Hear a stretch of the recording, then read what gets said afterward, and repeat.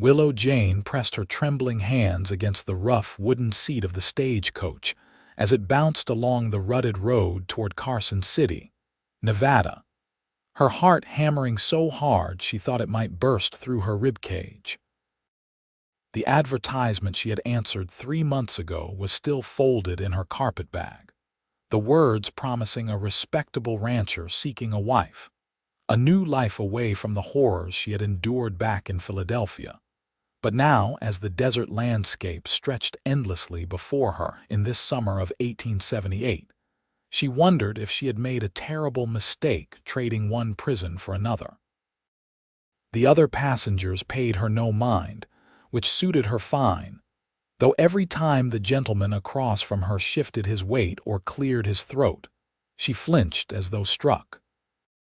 The bruises on her arms had long since faded to nothing, invisible now to anyone who looked, but the marks on her soul remained as vivid as the day her stepfather had last raised his hand to her, before her mother finally succumbed to the fever that had been eating her alive for months. Willow had no other family, no prospects, and the Philadelphia streets were no place for a 22-year-old woman alone. So when she saw the advertisement in the newspaper at the boarding house, she had written immediately, her desperation making her pen fly across the paper. The rancher, Yates Graham, had written back within weeks, his letters formal but kind, describing his cattle ranch outside Carson City, the house he had built with his own hands, the life he hoped to share with a good woman who wanted peace and security. He never wrote flowery words or made grand promises, which Willow appreciated because she had heard enough pretty lies from men to last a lifetime. What he offered was simple: a home, respect, and partnership. She had accepted, packed her few belongings, and used the travel money he sent to make the long journey west. Now, as the stagecoach rolled into Carson City proper, past the saloons and general stores and the Nevada State Capitol building that had been completed just a few years prior, Willow felt her stomach twist into knots so tight she could barely breathe. Men walked along the dusty streets in their boots and hats, their voices loud and rough, and every single one of them made her want to curl into herself and disappear. She closed her eyes and tried to remember the breathing exercises the kind doctor had taught her after the worst incident, the one that had left her unconscious for 2 days. The stagecoach lurched to a stop outside the depot, and the driver called out their arrival. The other passengers began gathering their belongings, eager to disembark after the long, uncomfortable journey. Willow remained frozen in her seat, her fingers clutching her worn carpetbag so tightly her knuckles turned white. She had told Yates in her last letter when she would arrive, and he had written back confirming he would meet her at the depot at 2 o'clock on this very day. "Miss, we have arrived," the driver said, peering into the coach with concern on his weathered face. "Yes, thank you," Willow managed, forcing her legs to move despite how they shook beneath her travel-stained blue dress. She stepped down from the coach onto the wooden sidewalk, the afternoon sun blazing overhead, making her squint as she looked around at the bustling town. Carson City was larger than she had imagined, with buildings of wood and stone lining the main street, and people everywhere, mostly men, going about their business. Her breathing became shallow and rapid as a group of cowboys walked past, their spurs jingling, their laughter booming. "Willow Jane." A voice spoke from behind her, gentle and uncertain. She spun around so quickly she nearly lost her balance, her bag swinging out and hitting the railing. The man who stood a respectful distance away immediately raised both hands, palms out, as though approaching a skittish horse. "I am sorry, I did not mean to startle you," he said, his voice soft and careful. "I am Yates Graham. I was watching for the stage." Willow forced herself to look at him, really look, though her instinct was to keep her eyes on the ground. He was tall, probably in his late 20s, with dark blonde hair that needed a trim and kind hazel eyes that crinkled at the corners. His clothes were clean but worn, the clothes of a working man, and his hands, though he kept them raised in that non-threatening gesture, were calloused and strong. Everything about him screamed danger to her traumatized mind, but she tried to focus on the gentleness in his voice, the concern in his expression. "Yes, I am Willow," she whispered, taking an involuntary step backward. Yates noticed and lowered his hands slowly, then took a deliberate step back himself, increasing the distance between them. Something flickered across his face, understanding perhaps, or worry. "I have a wagon just here," he said, gesturing with his chin rather than pointing, as though even that small movement might frighten her. "I can take your bag, or you can carry it yourself, whichever makes you more comfortable." The offer surprised her. Most men would have simply grabbed her belongings and expected her to follow.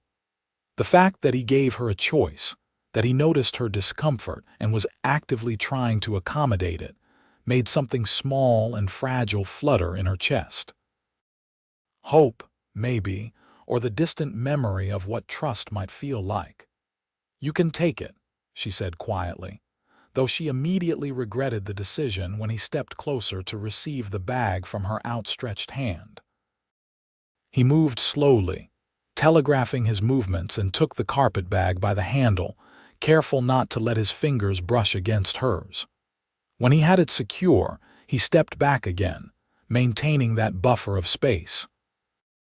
"The wagon is just there," he said, nodding toward a sturdy-looking wagon hitched to 2 horses.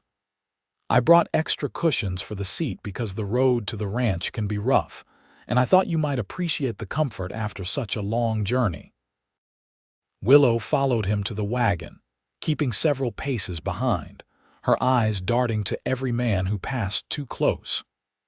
Yates loaded her bag into the back with practiced ease, then moved to the front of the wagon and stood there, clearly waiting for her to approach before he would climb up himself.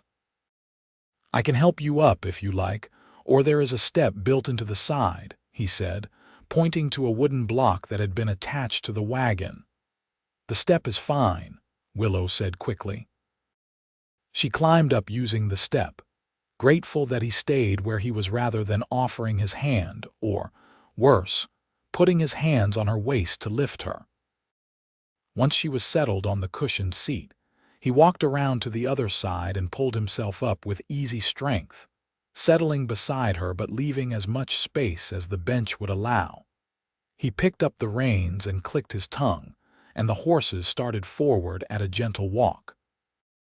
They left the bustle of Carson City behind, heading north on a well-worn road that cut through the Nevada landscape. The silence between them stretched on, not quite comfortable but not hostile either, just uncertain. "The ranch is about an hour from town," Yates finally said, his eyes on the road ahead. "We run cattle mostly, some horses. I have 2 men who work for me, Ben and Charlie. They live in the bunkhouse on the property. Good men, keep to themselves mostly. I told them you were coming, and I made it clear they are to be respectful and give you space." Willow absorbed this information, her hands folded tightly in her lap. "How big is the house?" 3 bedrooms, a kitchen, a sitting room, Yates said. "I built it larger than I needed because I always hope to have a family someday. The master bedroom is upstairs.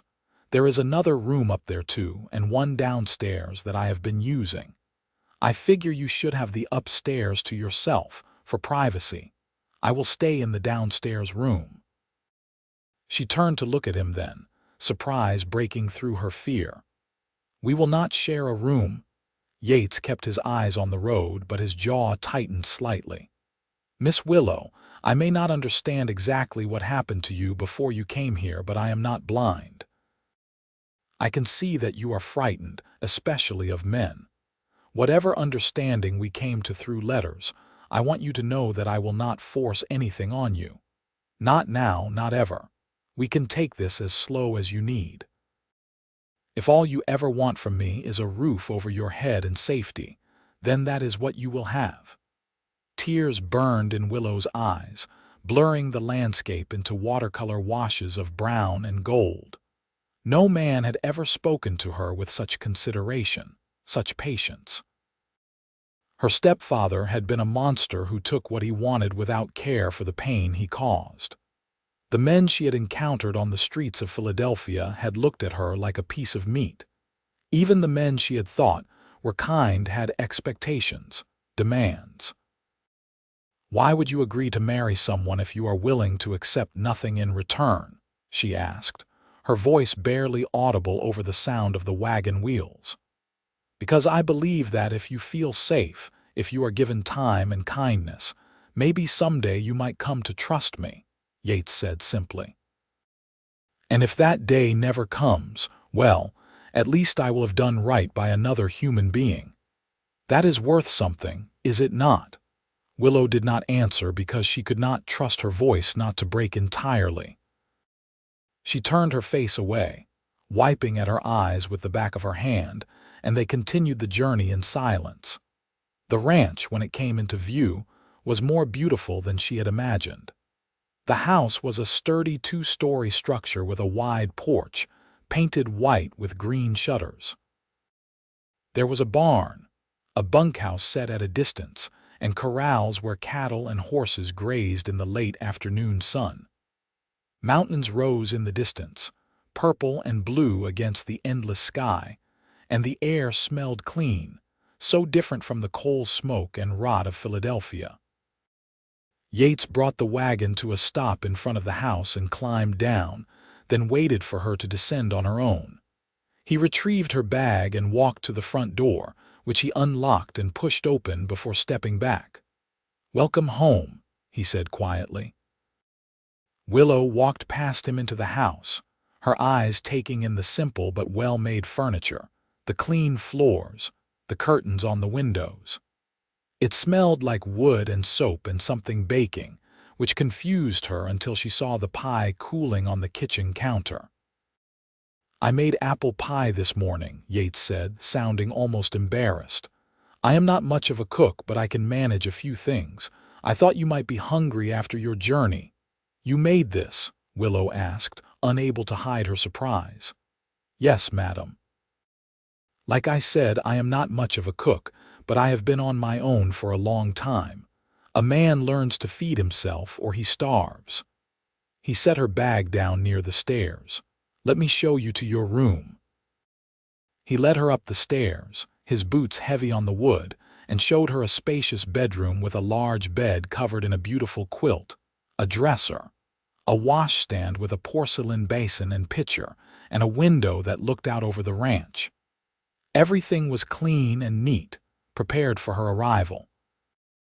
"The privy is out back, but I am working on installing a water closet in the house. Should have it done by winter," Yates said. "There is a hip bath in the corner there if you want to wash up. I can bring hot water from the stove if you like." "That would be kind, thank you," Willow said softly. "I will give you some time to settle in. Come down when you are ready and we can have some pie and talk about how things will work around here." He moved toward the door, then paused. "Willow, I know this is all strange and frightening, but I give you my word, you are safe here. I will never hurt you." He left before she could respond, closing the door gently behind him. Willow stood in the middle of the room, surrounded by evidence of his preparation and care, and for the first time in years, she allowed herself to believe that maybe, just maybe, she had found a place where she could begin to heal. She heard him moving around downstairs, the sound of water being heated, and true to his word. He knocked softly on her door a while later and announced he was leaving the buckets of hot water outside her door. She waited until she heard him retreat downstairs before opening the door and bringing them inside. The bath was a luxury she had not experienced in months, and as she sank into the warm water, she felt some of the tension leave her muscles. She scrubbed away the grime of travel, washed her long brown hair, and allowed herself to simply exist in the quiet safety of the moment. When she finally dressed in her one good dress, a simple green cotton that brought out her eyes, and made her way downstairs, she found Yates outside on the porch, giving her space even in his own home. He stood as she approached, then gestured to the table he had set with plates, forks, and generous slices of pie. "I was not sure if you would prefer coffee or water," he said. "Water is fine," Willow replied, taking a seat at the table. They ate in silence for a few minutes, and Willow had to admit the pie was better than she expected. The apples perfectly sweetened, the crust flaky and golden. She watched Yates from beneath her lashes, studying this man who was now legally her husband according to the proxy marriage they had agreed to through their letters, though they had yet to sign the papers with the local minister to make it official in person. "Tell me about the ranch," she said finally, wanting to fill the silence with something other than her own anxious thoughts. Yates set down his fork and leaned back in his chair, his posture open and relaxed in a way that seemed designed to put her at ease. "I came out here 6 years ago with almost nothing. Worked for other ranchers, saved every penny, and eventually bought this land. It is not the biggest spread, but it is mine. We run about 200 head of cattle, sell them at market in the fall. The horses we breed and train, sell mostly to the army and to ranchers who need good working animals. It is hard work, but it is honest, and it is enough to live on comfortably." "You go into town often?" Willow asked. "Once a week usually, for supplies and to check on things." "You can come with me whenever you like, or stay here if you prefer. Whatever makes you comfortable." He paused, seeming to choose his words carefully. "I know in your letters you mentioned you can read and write well, and you have a good head for numbers. If you are willing, I could use help with the ranch books. I manage, but it is not my strong suit, and I think we could be more profitable if someone with a better mind for it looked things over." The offer surprised her. Work, purpose, something to occupy her mind beyond fear and survival. "I would like that," she said. "Good. I can show you the books tomorrow if you are feeling up to it." He stood and began clearing the plates. "It is getting late. You must be exhausted from traveling. I will clean up here. You rest." Willow wanted to protest, to offer to help, but fatigue was indeed pulling at her, the kind of bone-deep weariness that came from weeks of stress and uncertainty. She excused herself and went upstairs, closing the door to her room and leaning against it, her heart still racing, but not from fear this time. From something else, something she could not quite name. She lay in the comfortable bed, listening to the sounds of Yates moving around downstairs, the clink of dishes being washed, his footsteps as he checked the doors and windows before retiring to his own room on the ground floor. The house settled into quiet, and outside, the night sounds of the Nevada desert created a symphony so different from the city noise she was accustomed to. Sleep came slowly, but when it did, she did not dream of violence and pain. Instead, she dreamed of wide open spaces and a voice speaking gently, promising safety. The next few days fell into an easy rhythm that surprised Willow with its comfort.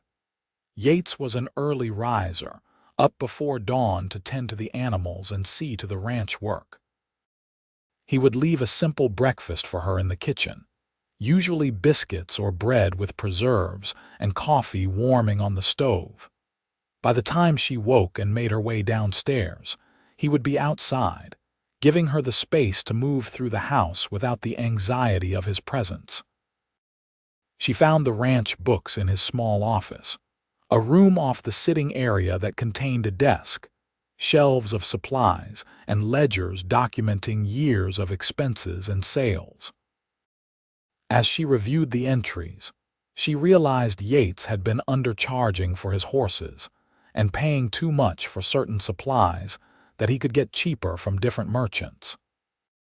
She spent hours going through the numbers, making notes, creating a new system of organization that would make it easier to track profits and losses. When Yates came in for lunch on the third day, she presented her findings. He sat across from her at the kitchen table, still dusty from the morning's work, and listened intently as she explained her discoveries. "You have been losing money here and here," she said, pointing to the ledger. "And if you negotiate with the feed supplier in town, I believe you could reduce this expense by nearly 20% based on the volume you purchase." Yates stared at the numbers, then at her, his expression one of genuine admiration.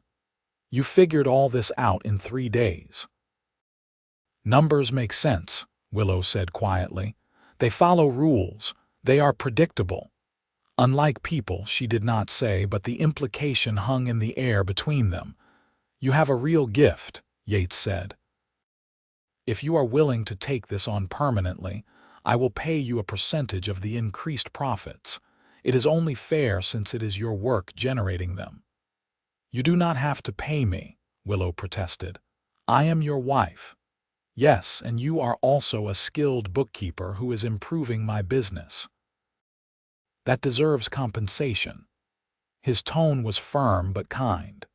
"Besides, you should have your own money, Willow.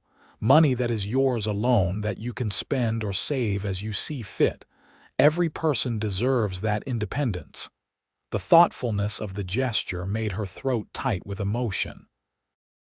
In her old life, she had never been allowed to have anything of her own.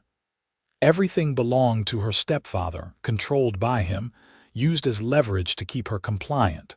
"Thank you," she whispered. Over the following weeks, Willow began to find her place in the ranch's rhythm. She managed the books with impressive efficiency, took over the kitchen because Yates's cooking, while earnest, was limited to about 5 dishes, and began to explore the property during the long afternoons when the heat made outdoor work slow. Yates continued to give her space, but they developed a pattern of eating meals together, sharing conversation that grew increasingly comfortable. He told her about growing up in Kansas, the son of farmers who had lost everything to drought and debt, his decision to head west to make a new start. She shared carefully edited stories of Philadelphia, leaving out the worst parts but giving him glimpses of her mother, who had loved poetry and music, and her early childhood before her stepfather entered their lives. She noticed things about him during these conversations. The way he always made sure to sit across from her rather than beside her, maintaining distance. How he would announce his presence before entering a room where she was working. The way he never raised his voice, even when one of the horses kicked him hard enough to leave a bruise the size of a fist on his thigh. "Does it hurt badly?" she asked one evening when she saw him limping slightly. "It will heal," he said with a shrug. "Horses can be unpredictable, but this one is young and still learning." He did not mean harm. "You are very patient," Willow observed. "I find that patience generally yields better results than force," Yates replied, meeting her eyes, "with animals and with people."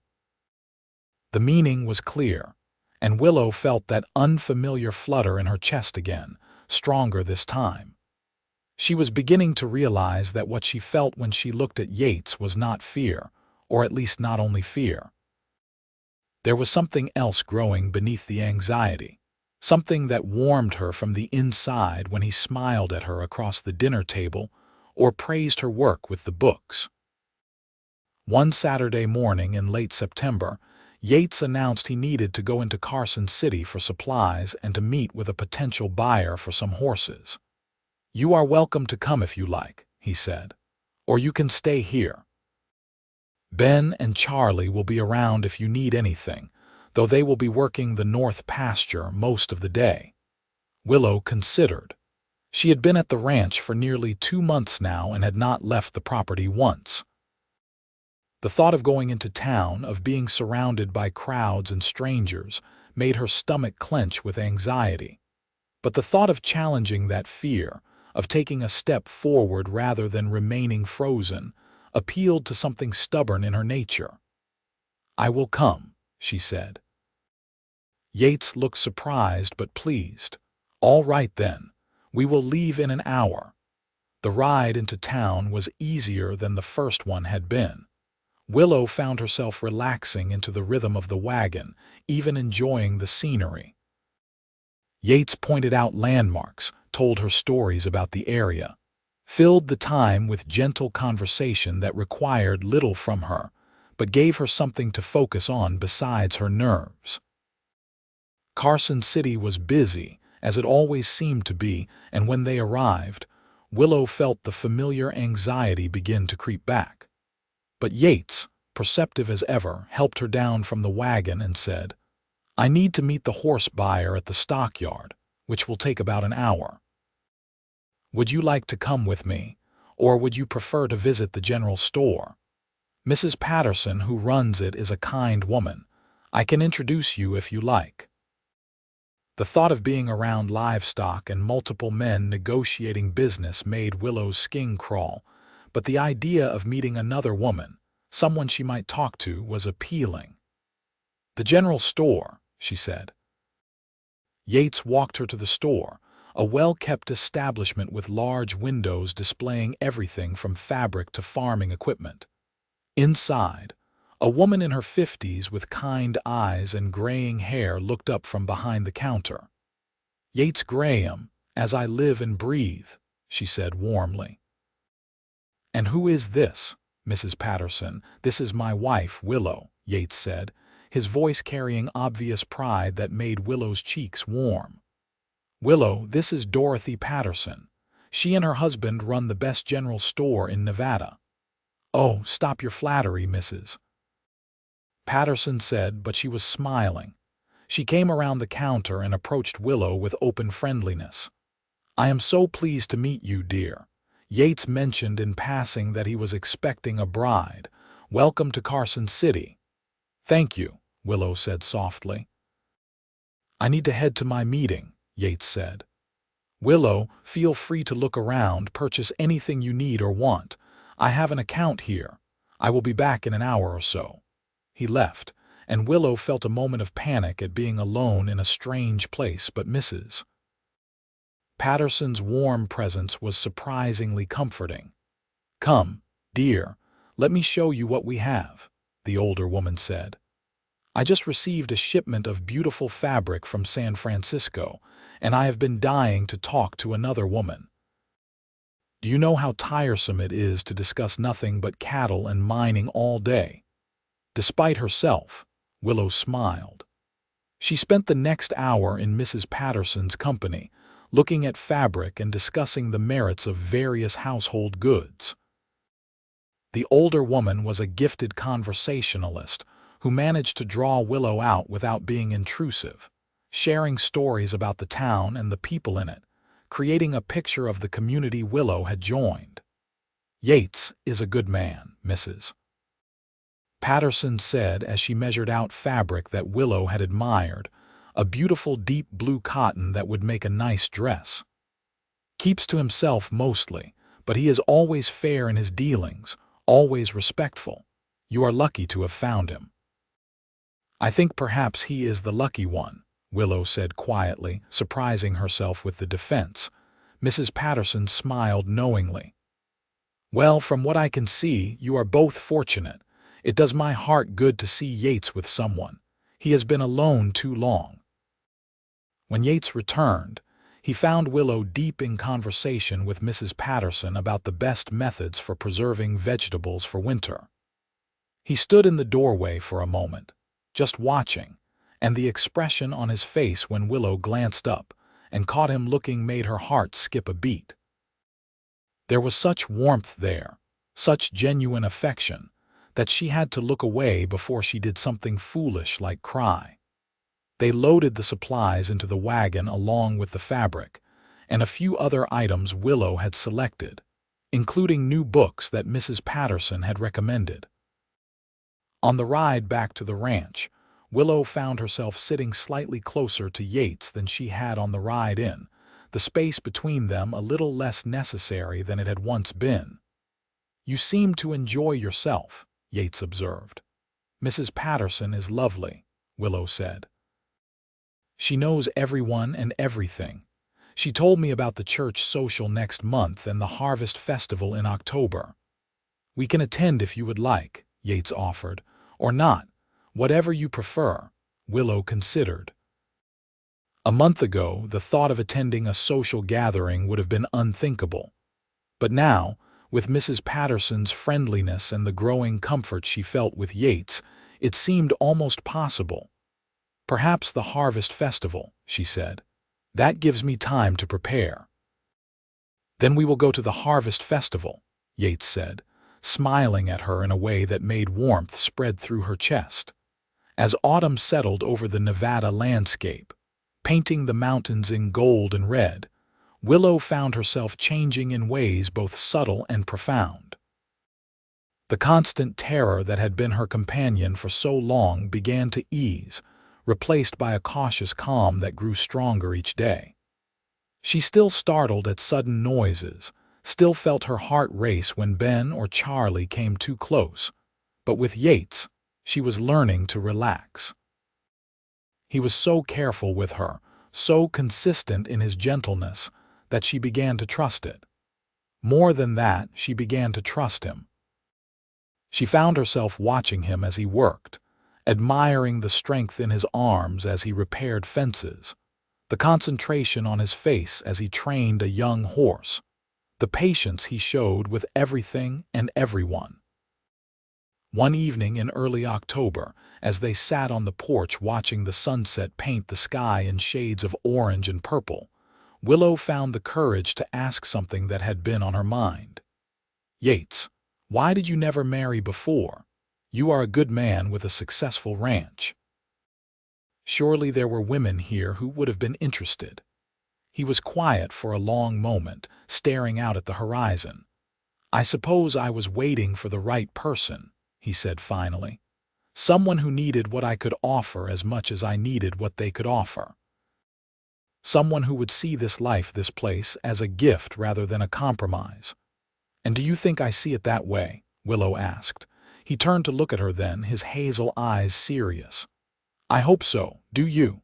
"I see it as a miracle," Willow said honestly. "I see you as a miracle." The words hung in the air between them, heavy with meaning. Yates's expression softened and he reached out slowly, telegraphing his intention, and laid his hand palm up on the bench between them. An invitation, not a demand. Willow looked at his hand, calloused and strong, capable of both hard work and infinite gentleness. Her own hand trembled as she lifted it, hovering over his for a heartbeat before she let her fingers rest lightly against his palm. His hand closed gently around hers, his thumb brushing softly over her knuckles. The touch sent electricity through her, but for the first time, it was not the electricity of fear. It was something else entirely, something that made her breath catch and her skin flush warm. "Is this all right?" Yates asked quietly. "Yes," Willow whispered.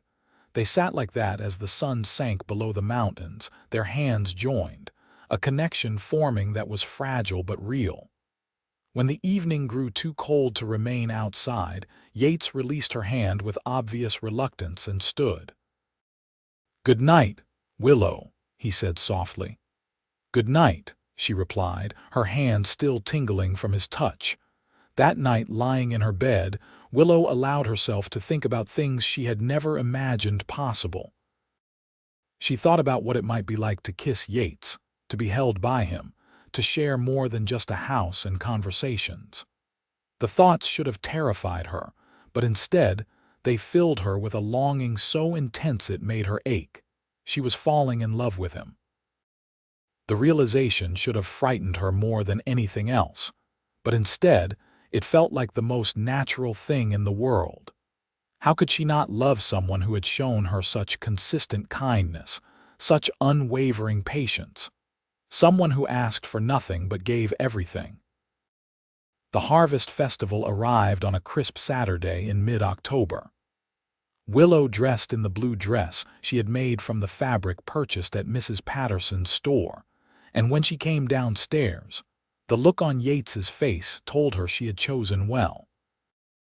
"You look beautiful," he said, his voice rough with sincerity. "Thank you," Willow replied, feeling her cheeks warm. "You look very handsome yourself." He did, in his clean shirt and vest, his hair neatly trimmed, his boots polished. They made a fine pair as they drove into town in the wagon, and Willow felt a flutter of pride at being beside him. The festival was held in the town square, with tables laden with food, games for children, and a dance floor set up under strings of lanterns. Music played, people laughed and talked, and the atmosphere was one of celebration and community. Willow felt the old anxiety creep in as they arrived, but Yates seemed to sense it. "We can leave whenever you want," he murmured. "Just say the word." But as they walked through the festival, with Yates introducing her to people and staying close without being overbearing, Willow found herself actually enjoying the experience. Mrs. Patterson swept her into a group of women who welcomed her warmly, asking about the ranch and sharing local gossip in a way that was more amusing than malicious. As evening fell and the dancing began, Willow watched couples swirl across the makeshift dance floor. Yates appeared at her elbow, 2 cups of cider in hand. "Would you like to dance?" he asked. "Or we can just watch. Either is fine." Willow looked at the dancers, then at Yates, and made a decision that both terrified and exhilarated her. "I would like to dance." His smile was radiant. He set down the cider cups and offered her his hand. She took it, letting him lead her to the dance floor. The music was a simple waltz, and Yates positioned himself carefully, one hand at her waist, light as a feather, the other holding her hand gently. "Tell me if this is too much," he said. "It is perfect," Willow replied. They moved together across the floor, and Willow was surprised to find that Yates was a good dancer, leading her with confidence but remaining attuned to her comfort. As they spun beneath the lanterns, surrounded by the music and the laughter and the cool Nevada night, Willow felt something shift inside her. The last piece of the wall she had built around her heart crumbled, and she knew with absolute certainty that she loved this man. "Yates," she said as the music slowed. "Yes, I am glad I came here. I am glad I found you."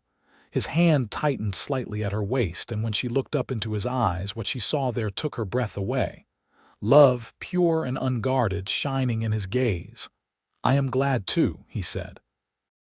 "More glad than I can ever express."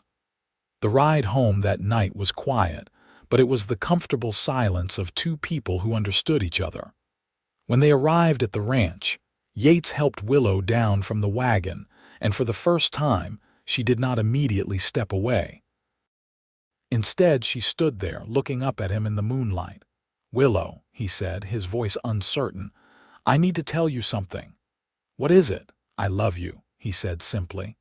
"I think I have been falling in love with you since the first day you arrived, so frightened but so brave. I do not expect anything from you. I just needed you to know." Willow felt tears prick her eyes, but they were good tears, healing tears. "I love you too," she whispered. "I never thought I could feel this way about anyone, but you have shown me that not all men are monsters. You have shown me what kindness and patience and genuine care look like. I love you, Yates Graham." He cupped her face gently in his hands, his thumbs brushing away the tears that spilled down her cheeks. "May I kiss you?" he asked. "Yes," she breathed. He leaned down slowly, giving her every opportunity to change her mind, but she did not want to. When his lips met hers, gentle and sweet and full of promise, Willow felt the last of her fear melt away. This was what love was supposed to feel like, safe and warm and right. When they finally pulled apart, Yates rested his forehead against hers. "We can still take things as slowly as you need," he said. "Nothing has to change." I want things to change, Willow said, surprising herself with her boldness. Not everything at once, but I want to move forward, with you. That night, Yates walked her to the bottom of the stairs as he always did, but this time when she reached up to touch his face, tracing the line of his jaw with gentle fingers, he leaned into her touch with a soft exhale that spoke of longing held in check for too long. "Good night," she whispered. "Good night, my love," he replied. The endearment made her heart soar as she climbed the stairs to her room. She lay in bed, her fingers touching her lips where he had kissed her, and for the first time in years she fell asleep with a smile on her face. The next weeks were a revelation. Willow and Yates continued their careful dance, but now there was an added dimension of affection that colored everything they did. He would kiss her forehead when he came in from work. She would rest her hand on his shoulder as she passed behind his chair. They sat closer together on the porch in the evenings, sometimes holding hands, sometimes just existing in the comfortable warmth of each other's presence. One evening in late October, as an early winter storm rolled in across the desert, bringing with it cold winds and the promise of snow, Willow stood at the kitchen window watching the sky. Yates came up behind her, and for the first time, she did not flinch when she felt his presence. "Storm is coming," he observed. "Will the cattle be all right?" she asked. "We moved them to the lower pastures this morning. They will be fine." He hesitated, then asked, "Are you all right? You seem pensive." Willow turned to face him, gathering her courage. "I have been thinking about us. About our marriage." Yates's expression became guarded, but he nodded. "What about it? We have been married in name for 3 months now, but we have not truly been married in all ways," she said, her cheeks flushing. "I want that to change. I want to be your wife in every sense of the word." His eyes widened. "Willow, are you certain? There is no rush. I meant what I said about taking things at your pace." "I am certain," she said firmly. "I love you, Yates. I trust you. And I want to share everything with you, not just the days but the nights too." He reached for her hands, holding them gently. "I want that too, more than anything. But I need you to promise me something." "What?" "Promise that if you change your mind at any point, if anything becomes too much, you will tell me immediately. Your comfort and well-being will always be more important than my desires. Always." "I promise," Willow said. That night, for the first time, she went to Yates's room instead of her own. He had lit the fire in the small fireplace, warming the space against the cold wind that rattled the windows. When she entered, he was standing by the window, and he turned to face her with an expression of such love and desire tempered by concern that it made her heart ache. "Come here," she said softly. He crossed the room to her, and she reached up to begin unbuttoning his shirt with trembling fingers. He stood still, letting her set the pace, his breathing becoming deeper as she pushed the fabric off his shoulders.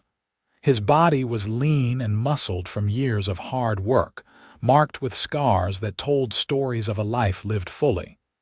"You are beautiful," she whispered. "You are the beautiful one," he replied, his voice rough.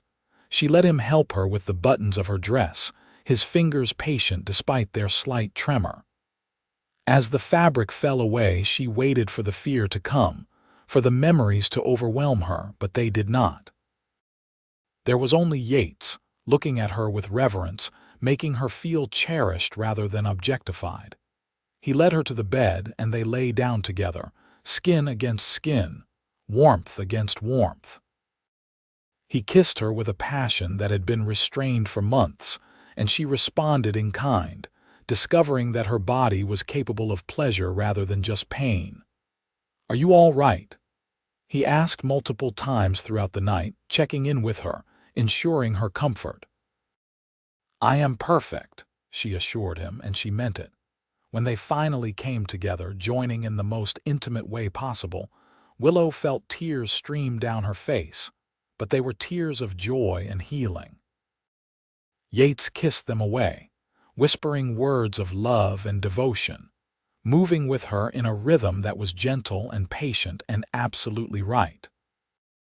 Afterwards, as they lay tangled together, his arm around her waist and her head on his chest, listening to the steady beat of his heart, Willow felt a sense of peace and completeness she had never known. "I love you," she whispered into the darkness. "I love you too," Yates replied, pressing a kiss to the top of her head. "Today and always." The storm raged outside, but inside, wrapped in each other's arms, they were safe and warm and utterly content. Winter came to the Nevada high desert with fierce beauty, bringing snow that blanketed the ranch in pristine white and temperatures that dropped well below freezing at night. Willow and Yates settled into their life as a truly married couple, sharing a bedroom, sharing their days and nights, building something strong and lasting together. Willow took over more of the ranch management, her skill with numbers and organization proving invaluable. Under her guidance, they renegotiated contracts, found new buyers for their horses, and streamlined their expenses. By Christmas, they were more profitable than the ranch had ever been. "You are a miracle worker," Yates said one evening as they reviewed the year-end books together. "I am simply good with numbers," Willow replied, but she was pleased by his praise. "You are good with everything," he said, pulling her into his lap. "Best decision I ever made was placing that advertisement." "Best decision I ever made was answering it," Willow said, kissing him soundly. They celebrated Christmas quietly, just the two of them, exchanging simple gifts. Willow gave Yates a new leather-bound ledger she had ordered from San Francisco, embossed with his name. He gave her a beautiful necklace with a pendant shaped like a wildflower, the delicate craftsmanship taking her breath away. "It reminded me of you," he said as he fastened it around her neck. "Beautiful and stronger than you appear." Spring brought new life to the ranch. The cattle had survived the winter well, and there were several new calves. The horses produced 2 foals that showed great promise, but the most significant change was in Willow herself. She realized she had missed her monthly courses for 2 consecutive months, and certain smells had begun to make her nauseated. When she mentioned it to Mrs. Patterson during a trip to town, the older woman smiled knowingly. "Sounds like you might be expecting, dear," she said. "Are you pleased?"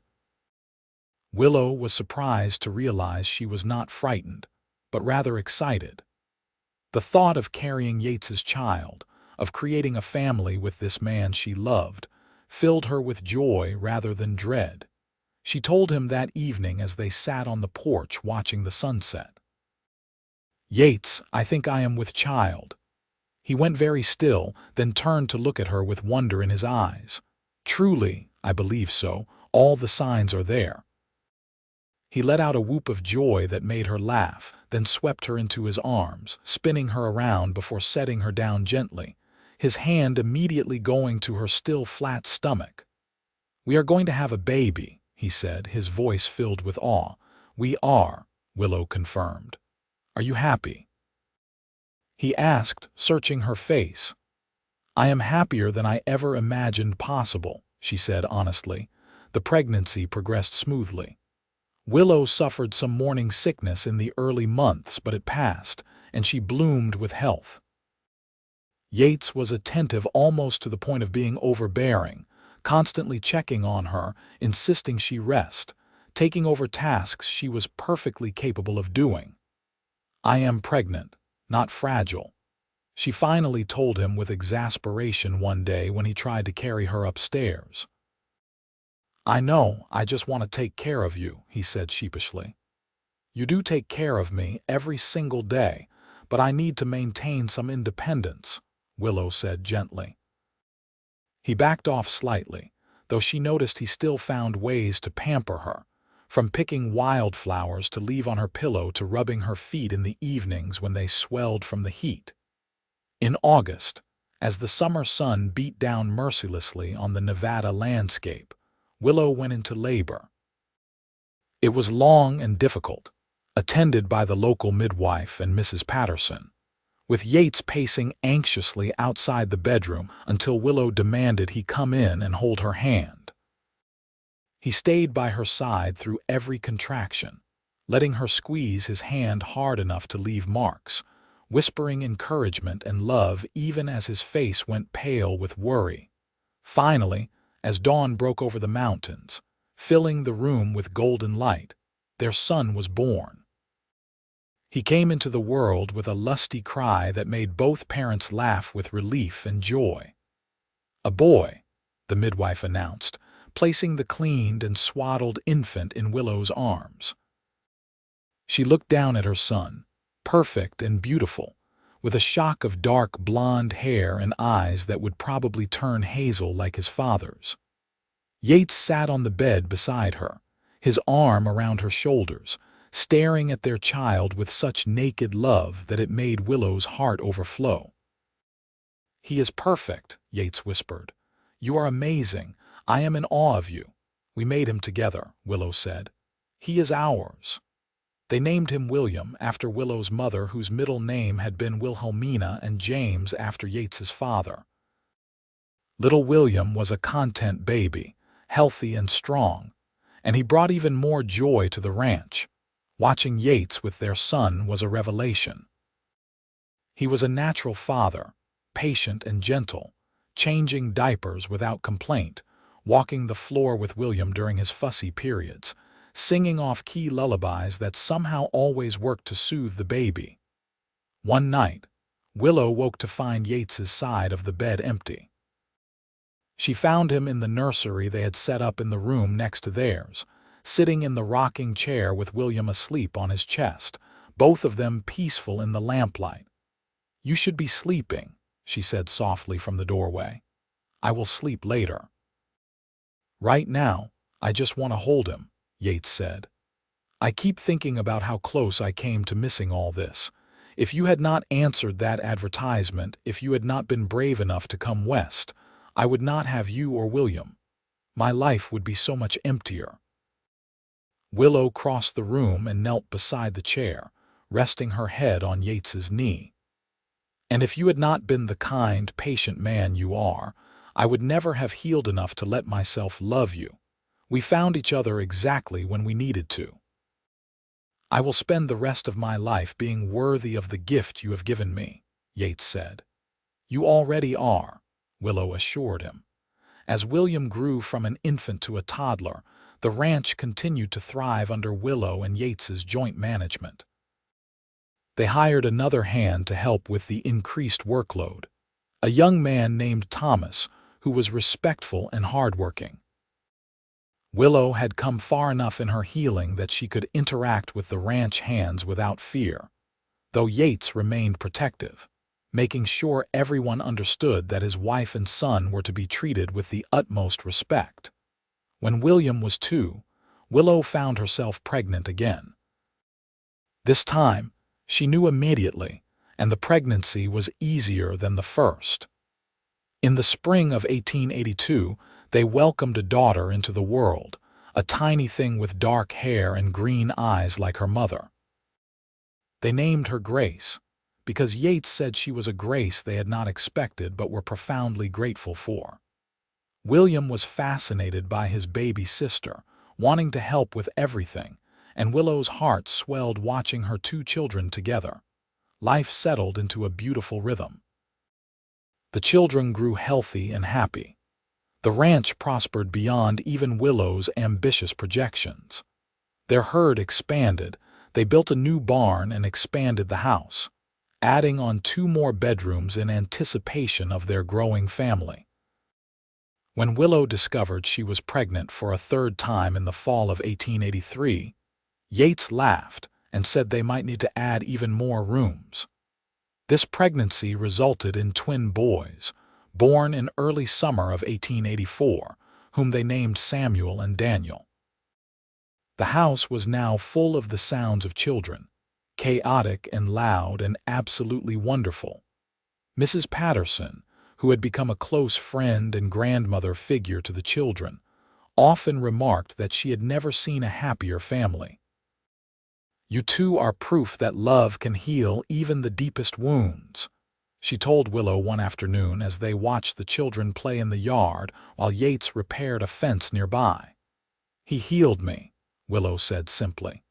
"His patience and kindness showed me that I did not have to be afraid anymore." "And you healed him too," Mrs. Patterson said. "He was lonely before you came, even if he did not realize it. You gave him purpose beyond work, a family to love and protect. That is what true partnership looks like." As the years passed, Willow found that her memories of Philadelphia and the horrors she had endured there faded like old photographs left in the sun. They would never disappear entirely, but they lost their power over her. In their place were new memories, happy ones, built day by day with Yates and their children. She watched William grow into a serious boy who loved books and numbers like his mother. Grace was all fire and spirit, fearless in a way that both terrified and delighted her parents. The twins were mischievous and identical, constantly switching places and causing harmless chaos. Yates was an exceptional father, patient and loving with each child, teaching them to ride and rope, to respect the land and the animals, to value honesty and hard work. But he also taught them gentleness, compassion, the importance of kindness. Watching him with their children, Willow fell in love with him all over again every single day. One evening in the summer of 1888, as they sat on the porch watching the sunset after putting the children to bed, Yates pulled Willow close and said, "Do you remember that first day you arrived? How frightened you were." "I remember," Willow said. "I could barely look at you.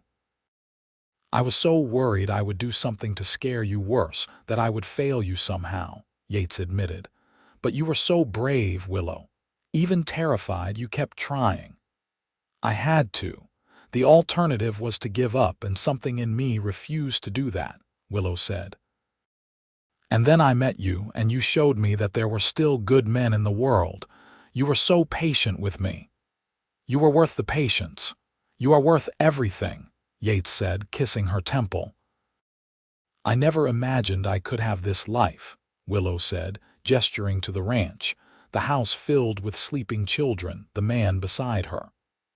"After everything I went through, I thought I was broken beyond repair, but you helped me put the pieces back together." "We put the pieces back together," Yates corrected. "You did the hard work of healing. I just provided a safe space for it to happen." They sat in comfortable silence as the sky turned from gold to purple to deep blue, the stars beginning to emerge one by one. Inside the house, one of the twins cried out from a bad dream and Willow started to rise, but Yates stopped her. "I will go," he said. "You rest." She watched him disappear into the house, heard his soothing voice as he comforted their son, and felt a profound sense of gratitude wash over her. This life, this man, this family, it was everything she had never dared to dream of. As the years continued to roll by, the children grew and the ranch flourished. William, at 12, showed a remarkable aptitude for managing the books even better than his mother. Grace, at 10, could outride most of the ranch hands and had declared she was going to run the biggest cattle operation in Nevada when she grew up. The twins, at 8, were a whirlwind of energy and mischief, but had hearts of gold. In 1890, Willow gave birth to their 6th and final child, another daughter they named Hope. She was a serene baby who rarely cried, content to observe the chaos of her older siblings with wise eyes. Yates, now in his early 40s but still strong and vital, looked at his large family with pride and wonder. "6 children," he said to Willow one evening. "We have been blessed beyond measure." "We have," Willow agreed, nursing little Hope while Grace read aloud from a book, and the boys played a game of checkers under William's supervision. As Hope grew, completing their family, Willow reflected on the journey that had brought her to this point. From the terrified young woman who had stepped off the stagecoach in Carson City, unable to meet her future husband's eyes, to the confident mother and businesswoman she had become. The transformation was remarkable, but it had not been magic. It had been work, patience, love, and time. It had been Yates's unwavering kindness, his gentle strength, his absolute refusal to give up on her even when she had been ready to give up on herself. It had been her own courage in choosing to heal, in choosing to trust again, in choosing to love. One spring day in 1895, as Willow approached her 40th birthday, she stood on the porch of their expanded home and looked out over the ranch that had become her sanctuary. The children were scattered across the property. William, now 17 and preparing to attend university in San Francisco to study business. Grace, 15 and currently training a young horse with impressive skill. The twins at 13, helping the ranch hands with fence repairs, and Hope at 5, picking wildflowers in the meadow near the house. Yates rode up on his favorite horse, older now but still magnificent, and dismounted with the easy grace of a man who had spent his life in the saddle. He climbed the porch steps and pulled Willow into his arms, kissing her soundly despite being dusty from the range. "What was that for?" she asked, laughing. "Do I need a reason to kiss my beautiful wife?" he replied, his hazel eyes still capable of making her heart flutter after all these years. "I suppose not," Willow conceded, resting her head against his chest, listening to the steady beat of his heart. "I was thinking today about how much has changed since you arrived," Yates said, echoing her own thoughts. "This ranch, our family, everything. You transformed my entire life." "We transformed each other's lives," Willow corrected. "I would not be the woman I am today without you. You taught me that I was worthy of love, that I deserved kindness and respect. You gave me the space and safety to heal. And you gave me everything I never knew I needed," Yates said. "A partner, a family, a reason to build something bigger than myself." Hope came running up to the porch then, her hands full of wildflowers, her face alight with joy. "Mama, Papa, look what I found." Yates scooped her up, flowers and all, making her giggle. "Beautiful, just like your mother." Willow watched her husband with their youngest child and felt her heart overflow with love and gratitude. This was what happiness looked like. Not the absence of pain or hardship, but the presence of love strong enough to weather anything. As the sun began to set, painting the Nevada sky in shades of fire and gold, the family gathered for dinner as they did every evening. The long table Yates had built to accommodate their growing brood was filled with food, laughter, and the comfortable chaos of a large family. After dinner, as the older children helped clean up and the younger ones played, Yates and Willow retreated to the porch, their evening ritual after all these years. He pulled her close, and they watched the stars emerge, the same stars that had witnessed their first tentative steps toward each other 17 years ago. "You ever think about how different things could have been?" Willow asked.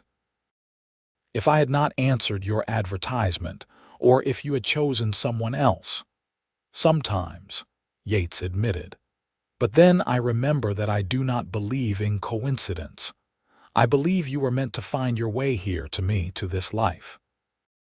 Everything that happened, as painful as some of it was, led you to that moment when you stepped off the stagecoach in Carson City. And everything you experienced led you to place that advertisement," Willow said.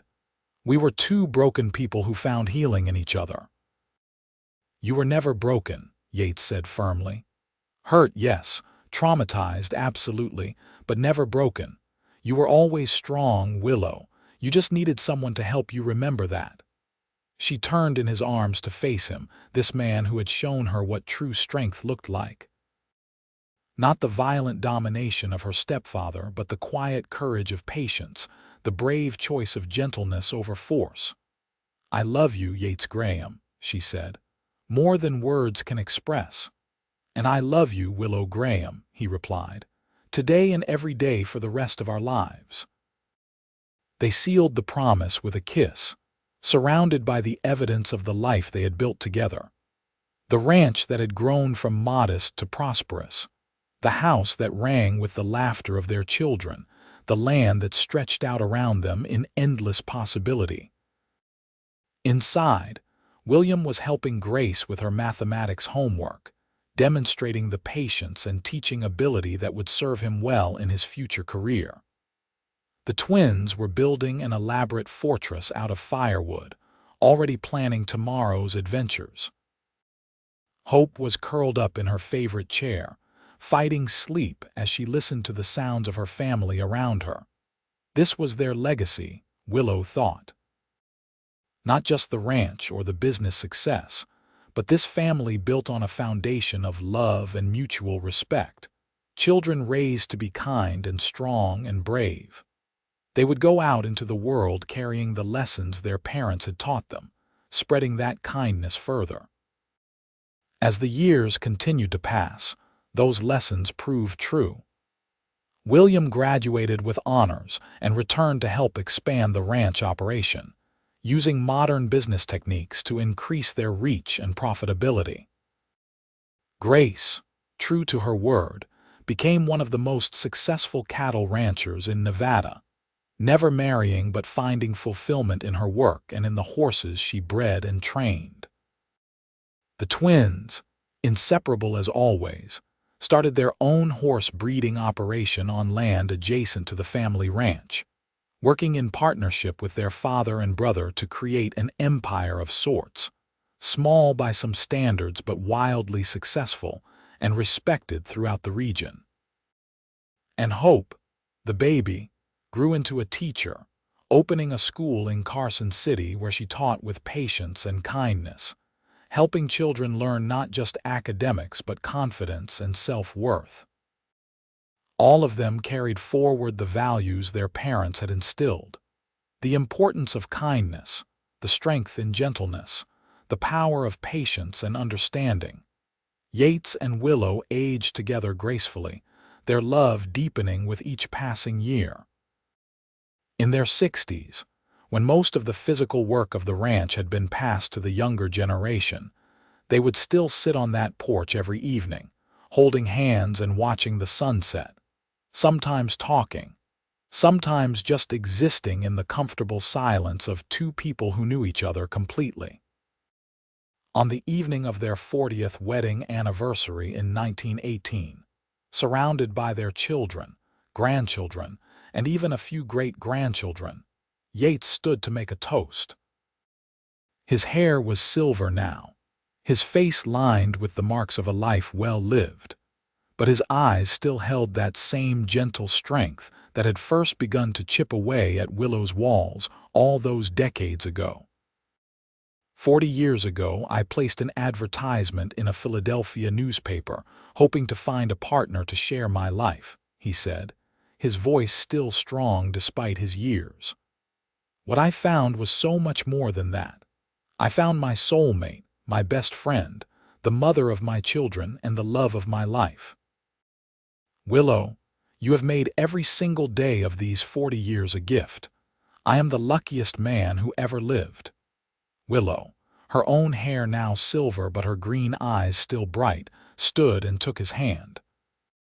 And I found safety when I needed it most, patience when I was at my most difficult, and love that never wavered. You gave me a life I never imagined possible, Yates. You gave me everything. Their children and grandchildren cheered and applauded, celebrating not just the anniversary but the living proof that love, real love built on respect and kindness and patience, could overcome even the deepest wounds. That night, lying in bed together as they had for so many years, Yates pulled Willow close and said, "Do you remember that first night we spent together? How frightened you were, but how brave. I remember everything about us, Willow said. Every moment that brought us here. If I could go back and do it all again, I would not change a single thing, Yates said. Every challenge, every moment of uncertainty, they were all worth it to have this life with you. Neither would I, Willow agreed. You are my miracle, Yates Graham. You always have been. They fell asleep that way, wrapped in each other's arms, surrounded by the life they had built through patience, kindness, and unwavering love. And when they eventually passed on, years later within months of each other, as long-married couples often do, they left behind a legacy that would continue for generations. Their children told their grandchildren the story of how their grandmother had arrived in Carson City, frightened and traumatized, and how their grandfather had shown her that gentleness was the truest form of strength. They passed down the lesson that love is not about possession or control, but about creating a safe space for another person to heal and grow and become their best self. The ranch remained in the family, operated by William's children and then their children, each generation adding their own chapter to the story, while honoring the foundation laid by Yates and Willow. The house, expanded multiple times over the years, stood as a testament to what could be built when two people chose kindness over cruelty, patience over force. And on summer evenings, if you stood on that porch and listened carefully, you might almost hear the echo of two voices talking softly as the sun set over the Nevada mountains. The sound of a love story that proved that even the most wounded hearts could heal given enough time, patience, and genuine kindness. The story of Yates and Willow Graham became something of a legend in Carson City, passed down through generations not as a fairy tale, but as a testament to the transformative power of compassion. Their great-great-grandchildren, living well into the 20th century and beyond, would point to their example when asked about the values that defined their family. It was a love story, yes, but more than that, it was a healing story. A story about a cowboy who understood that true strength lay in gentleness, and a woman who found the courage to trust again, despite every reason not to. Together, they built something that lasted long after they were gone. A family, a legacy, and proof that love, when done right, can heal even the deepest wounds and create something beautiful from the broken pieces. And so their story ended not with a dramatic conclusion, but with the quiet satisfaction of a life well lived, a love well tended, and a future secured not through force, but through the patient, persistent application of kindness. It was everything a love story should be: heartfelt, authentic, and ultimately triumphant.